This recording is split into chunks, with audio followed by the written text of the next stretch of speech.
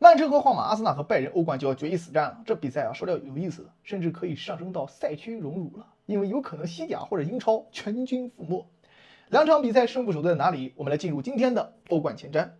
先说阿森纳和拜仁。对于拜仁来讲，在安联，那么力求胜利，常规时间解战斗肯定是第一追求。所以呢，以不变应万变嘛，格罗斯肯定要上来，没辙，阿方索踢不了。可惜的是，科曼和格纳布里都上不来，只能希望穆夏阿拉边。这有可能是属于阿森纳的一个利好消息。拜仁替补席可调整的空间，最起码从现在的消息来看，并不大。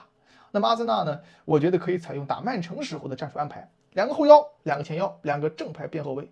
如果帕蒂可以，那么帕蒂配上赖斯加上戈德高哈布茨；如果帕蒂不行，那么就顶上若日尼奥。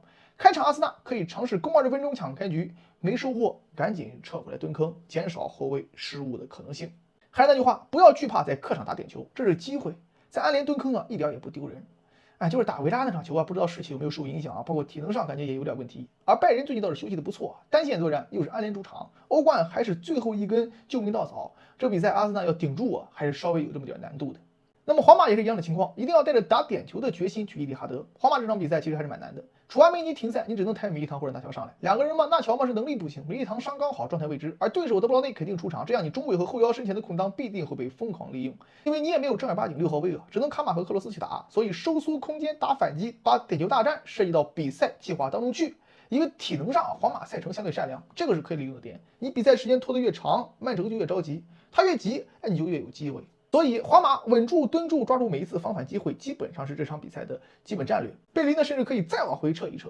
其次啊，战术上上场球维尼是中锋，罗德里格是左边锋，这场球是不是可以再灵活一些，对吧？再变一变，在前场更多的轮转，让你猜不透我到底主攻哪一边。曼城呢，肯定是力主早点进球打破僵局，一旦进球逼得皇马必须出来，那么你的空间自然会变得更大，但是一样你也容易被打反击。